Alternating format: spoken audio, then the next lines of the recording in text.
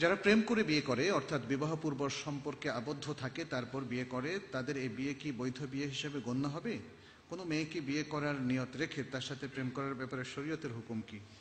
আল্লাহু আকবার। প্রথম কথা হচ্ছে, প্রেম করা খুব ভালো জিনিস, কিন্তু খারাপ না।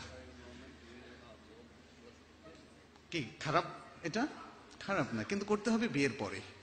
ইসলামের ইনস্ট্রাকশন হচ্ছে প্রেমটা করতে হবে বিয়ের পরে। প্রেম কথাটাকে আমরা স্বামী স্ত্রীর মধ্যে সীমাবদ্ধ রাখাটাই এটা শরীয়তের দৃষ্টিভঙ্গি।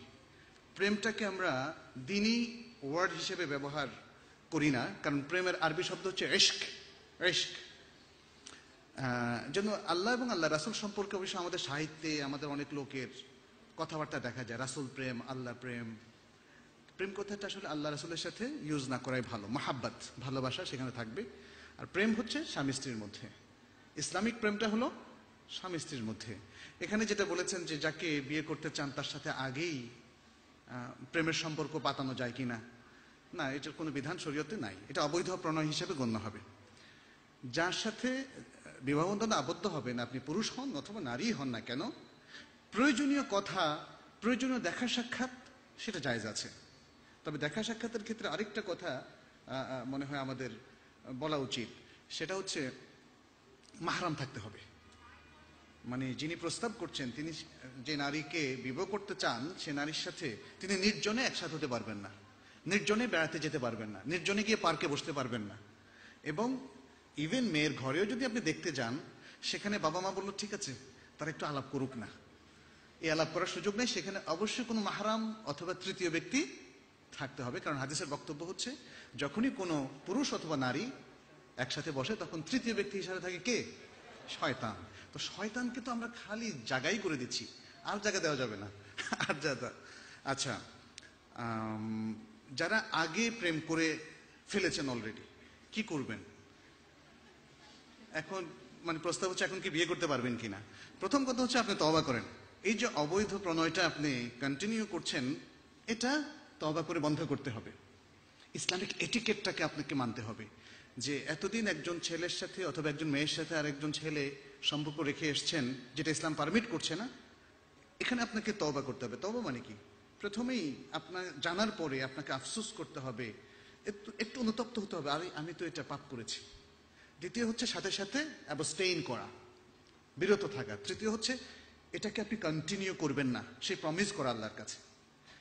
তবে বিয়ের সুযোগ আছে। এই তওবাটা যদি আপনিও করেন, আপনার সেই সাথীও করে, ব্যাস দুজনে পিওর হয়ে গেলেন। তওবা মানুষকে পিওর করে ফেলে, ফলে এরপরে আপনারা বিবাহ বন্ধনে আবদ্ধ হতে পারবেন।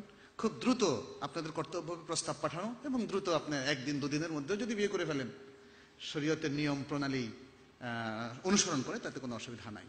তবে মনে রাখবেন, অবৈধ প্রণয় এর জন্য তওবা শর্ত। খালুয়া, এটাকে বলা হয় আরবিতে খালুয়া। আর খালুয়া সাহিহা মানে হচ্ছে একান্ত নির্জনে বসার কোনো সুযোগ তাদেরকে অল্প টাইমের জন্য, কয়েক সেকেন্ডের জন্য দেওয়া যাবে না। ওটা নিষিদ্ধ। নিষিদ্ধ যেটার পুরোটা নিষিদ্ধ, সেটা স্বল্পটাও নিষিদ্ধ।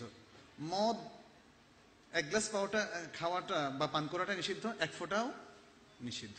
ঠিক তেমনি খালুয়া। হয়তো বলবেন যে এই 2-5 সেকেন্ডের মধ্যে কি হবে, ব্যাপারটা সেটা নয়। এটা হচ্ছে একটা মূলনীতির বিষয়, যেটা হারাম হারাম। সুতরাং আমরা এই সুযোগটাই ওপেন করতে চাই না, এবং এই সুযোগটা ওপেন না করার মধ্যেই কিন্তু সবার কল্যাণ, এটা মনে রাখতে হবে। ইসলামের প্রত্যেকটা হুকুমের মধ্যে কল্যাণ। দিনে দেখা যায় বিবাহের দিন তারিখ ঠিক হলে ছেলে মেয়ে পরস্পর মোবাইলে কথাবার্তা বলে এক্ষেত্রে শরীয়তের বিধান কি? আমার জানা মতে সেটেল ম্যারেজের ক্ষেত্রে এরকম কথাবার্তা বলে অনেকের বিয়ে ভেঙে গেছে।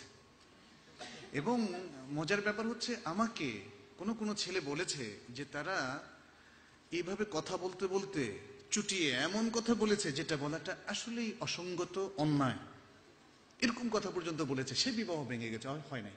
তাহলে কি হবে বলেন তো? মানে শরীয়তকে লঙ্ঘন করা ঠিক না।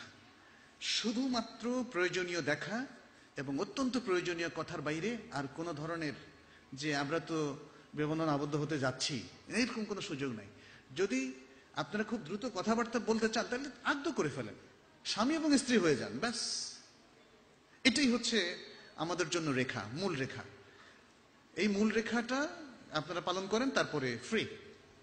বরং ওলিমার জন্য সবকিছু বসে থাকবে না, কিংবা বিবাহ অনুষ্ঠানের জন্য বসে থাকবে না যে আমরা ফ্রি হব 1 বছর বা 6 মাস পরে যখন এই যে ইমানুয়েল হলে একটা অনুষ্ঠান করব তখন।